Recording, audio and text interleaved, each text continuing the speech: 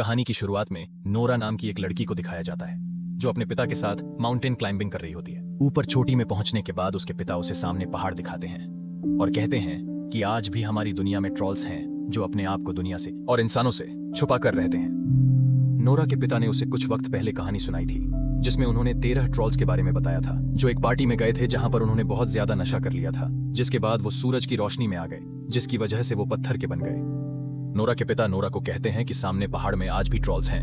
Nora उनकी बात पर ज्यादा विश्वास नहीं करती और उसके पिता कहते हैं कि तुम्हें अपनी मन की आंखों से देखना चाहिए, और जब वो ध्यान लगाती है तो उसे सामने पहाड़ पर हलचल दिखती है जिससे वो घबरा जाती है। दरअसल ट्रॉल्स के बारे में पुरानी किताबों में लिखा हुआ है जिन पर अब इंसान विश्वास नहीं करते। कई साल बीत जाते हैं और हमें एक टनल दिखाई जाती है जहां पर कुछ वर्कर्स काम कर रहे होते हैं। वो टनल को आगे बढ़ाने के लिए वहां पर कुछ ब्लास्ट कर रहे होते हैं। तभी वे एक और ब्लास्ट करते हैं जिसके बाद सबके सब अंदर जाते हैं और अचानक उनकी तरफ कोई बढ़ता है जिससे सबके सब डर कर वहां से भाग जाते हैं। और जो मिलिट्री कमांडर होते हैं वो इस पूरे के पूरे मामले को जानना चाहते हैं, इसीलिए वो एक बहुत बड़ी मीटिंग रखते हैं जिसमें नोरा को भी बुलाया जाता है। नोरा अब बड़ी हो चुकी है। वो एक वैज्ञानिक है जो धरती पर पुराने जीवन की यानी कि जो पहले जीव रहा करते थे उनके बारे में स्टडी करती है। नोरा जब मीटिंग में जाती है तो वहां पर सबके सब आसपास के इलाके की फुटेज देखते हैं जहां पर टनल थी।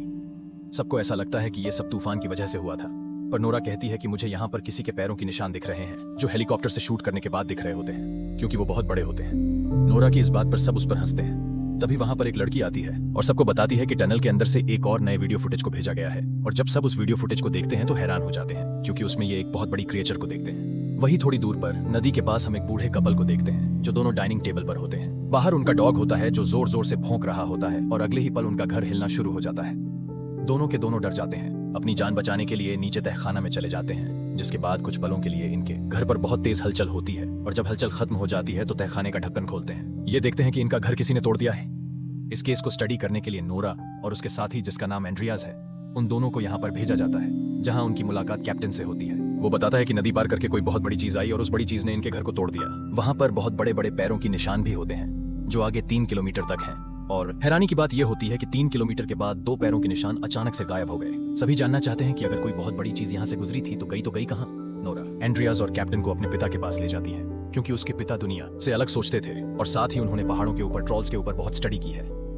नोरा जब अपने पिता के घर जाती है तो देखती है कि आज भी उनके घर पर बहुत सारी ट्रॉल्स की फोटोज होती हैं जिन पर दुनिया विश्वास नहीं करती। नोरा के पिता और उसके दोनों साथियों को बताते हैं कि आज से कई साल पहले पहाड़ों से कोई चीज निकली थी जिसके बाद अचानक से गायब हो गई। गवर्नमेंट को इस बारे में पता था लेकिन उन्होंने दुनिया से इस बात को छुपाया। नोरा अपने पिता को बताती है कि आज भी पहाड़ों से वैसा ही कोई जानवर निकला है और अब उसके पिता को पूरा यकीन हो चुका है कि वह चीज ट्रॉल के अलावा कुछ नहीं हो सकती। वह नोरा और उसके साथियों को बताते हैं कि हजारों साल पहले ट्रॉल्स इस दुनिया में खुलेआम रहा करते थे।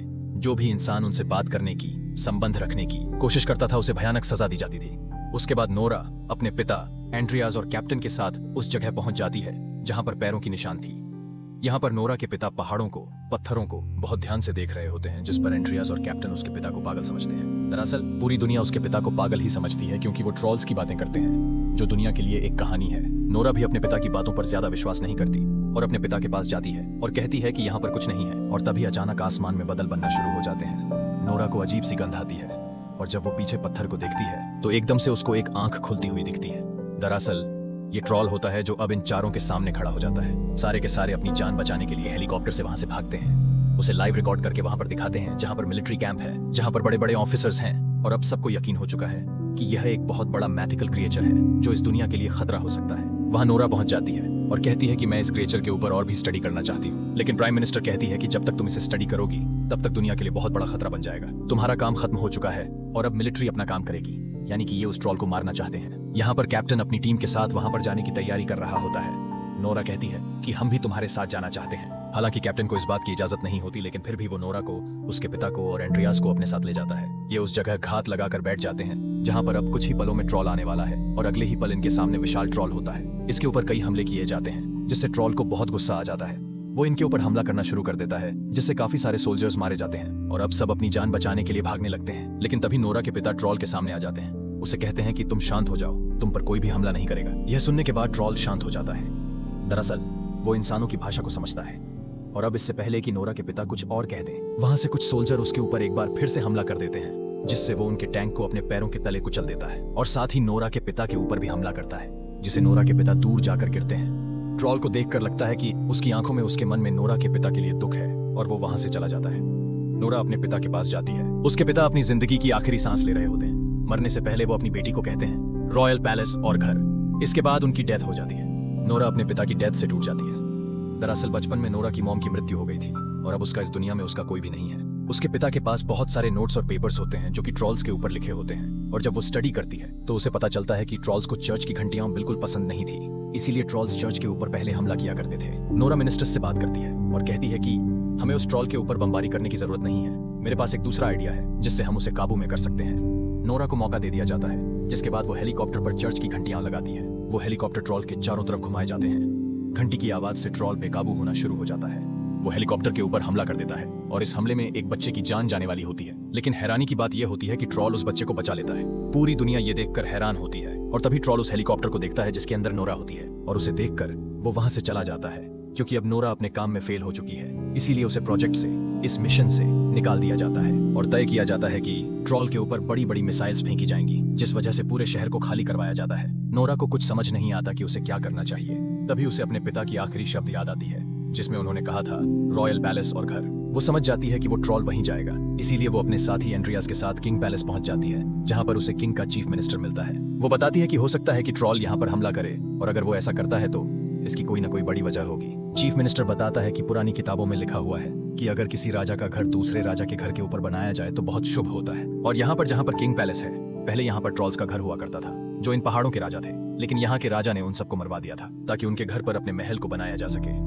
लेकिन एक ट्रॉल के बच्चे को जिंदा छोड़ दिया गया, जिसे यहाँ से बहुत दूर पहाड़ों में अंधेरों में भेज दिया गया। और अब जो ट्रॉल वापस लौट कर आया है, शायद ये वही बच्चा है जो कई 100 सालों के बाद नींद से जागा है और अब वो अपने घर वापस आना चाहता है। इसके बाद चीफ मिनिस्टर इन सबको एक खुफिया जगह ले जाता है जहाँ पर बहुत बड़े बड़े स्केलेटन होते हैं, और ये सारे स्केलेटन ट्रॉल्स के होते हैं जिन्हें कई 100 साल पहले मार दिया गया था।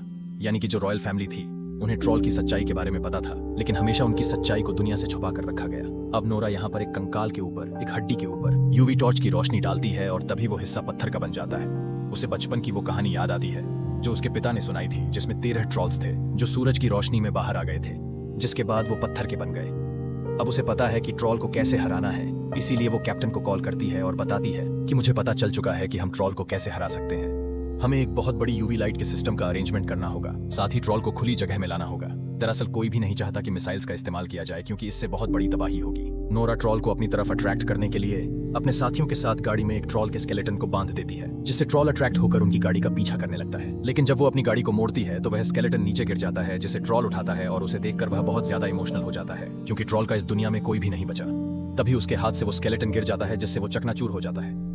ट्रॉल को अब गुस्सा आ चुका है, वो नोरा की गाड़ी का पीछा करने लगता है और नोरा अपनी जान बचाने के लिए तेजी से गाड़ी को चलाती है। वहीं अब वो पल भी आ चुका है जब ट्रॉल के ऊपर मिसाइल्स से हमला करना है। नोरा का जो साथी एंड्रियास है, उसकी दोस्त उसी डिपार्टमेंट में है जहां से मिसाइल्स को लॉन्च किया जाना है, और वो अपनी दोस्त से कहता है कि तुम्हें पूरे सिस्टम को हैक करके जैम करना होगा। उसकी दोस्त वैसे ही करती है और जब मिसाइल्स का बटन दबाया जाता है तो वो एक्टिवेट नहीं होती। वही दूसरी ओर नोरा, जो एंड्रियास के साथ गाड़ी में ट्रॉल से बचकर भाग रही होती है, लेकिन अब ये उस जगह पहुंच चुके हैं जहां पर कैप्टन बहुत सारी गाड़ियों में यूवी लाइट मशीन्स के साथ ट्रॉल का इंतजार कर रहा है। ट्रॉल उनकी गाड़ी पर हमला करता है, लेकिन नोरा और एंड्रियास गाड़ी से कूदकर अपनी जान बचा लेते हैं। मिलिट्री ऑफिसर को पता चल जाता है कि यहाँ पर एंड्रियास की दोस्त है जिसने सिस्टम को हैक किया है। वो एक बार फिर से सिस्टम को ऑन करके मिसाइल्स को छोड़ देते हैं, पर जब कमांडर को पता चलता है कि ट्रॉल के आसपास बहुत सारे सोल्जर्स भी हैं तो वो उन्हें एक बार फिर से रोक लेते हैं। वहीं नोरा, कैप्टन, एंड्रियास और अपने सभी सोल्जर्स के साथ मिलकर उन मशीन से जिनसे यूवी लाइट्स यानी कि अल्ट्रावायलेट रेजेस निकलती हैं, उनकी रोशनी को उसके ऊपर फेंकना शुरू कर देते हैं, जिससे ट्रॉल पत्थर का बनना शुरू हो जाता है। उसे बहुत दर्द हो रहा होता है, दर्द से वो चिल्ला रहा होता है, और तब नोरा को एहसास होता है कि ट्रॉल के साथ जो कुछ हो रहा है वो सब गलत है। जिसको कुदरत ने इंसान को बनाया था, उसी कुदरत ने इन ट्रॉल्स को बनाया था। ट्रॉल्स को इंसानों ने खत्म कर दिया जबकि वो इंसानों के लिए कभी खतरा नहीं थे। इसीलिए वो उन मशीन्स को ऑफ कर देती है जिनसे यूवी लाइट्स निकल रही होती है, और खुद ट्रॉल के सामने खड़ी हो जाती है। उससे चिल्ला चिल्ला कर कहती है कि तुम यहाँ से चले जाओ, एक बार फिर से अंधेरों कहीं गुम हो जाओ, नहीं तो इंसान तुम्हें मार देंगे। ट्रॉल उसकी बात समझ रहा होता है, पर इससे पहले कि वह ऐसा करता, सूरज निकलना शुरू हो जाता है, जिससे उसकी जो रेज होती है, जो अल्ट्रावायलेट रेज हैं, जो कि ट्रॉल लिए बहुत ही हानिकारक है, वो उस पर गिर पड़ती है। ट्रॉल पत्थर का बनकर वहीं पर गिर जाता है और इस तरह से बचा हुआ ट्रॉल भी खत्म हो जाता है। नोरा के पास प्राइम मिनिस्टर आती है और कहती है कि तुम्हारे पिता की जितनी भी कहानियां थीं वह सब की सब सच थीं। लेकिन यहाँ पर नोरा को और उसके साथी एंड्रियास को ट्रॉल की मौत से बहुत दुख होता है। एंड्रियास हमेशा से गवर्नमेंट के लिए काम करता था, लेकिन अब वो अपनी नौकरी छोड़ देता है क्योंकि उसे एक राइटर बनना था, और वो यहाँ से नोरा के साथ निकल जाता है। बाद में नोरा से पूछा जाता है क्या इस दुनिया में ऐसे और भी ट्रॉल हो सकते हैं। वह कहती है कि नॉर्वे की पहाड़ियों में हमें ऐसे ट्रॉल मिल सकते हैं और इसके बाद दोनों की दोनों नॉर्वे की पहाड़ियों की तरफ निकल पड़ते हैं। इसी के साथ यह फिल्म खत्म हो जाती है। अगर आपको ये वीडियो पसंद आई तो वीडियो को लाइक करें और चैनल को सब्सक्राइब जरूर करें।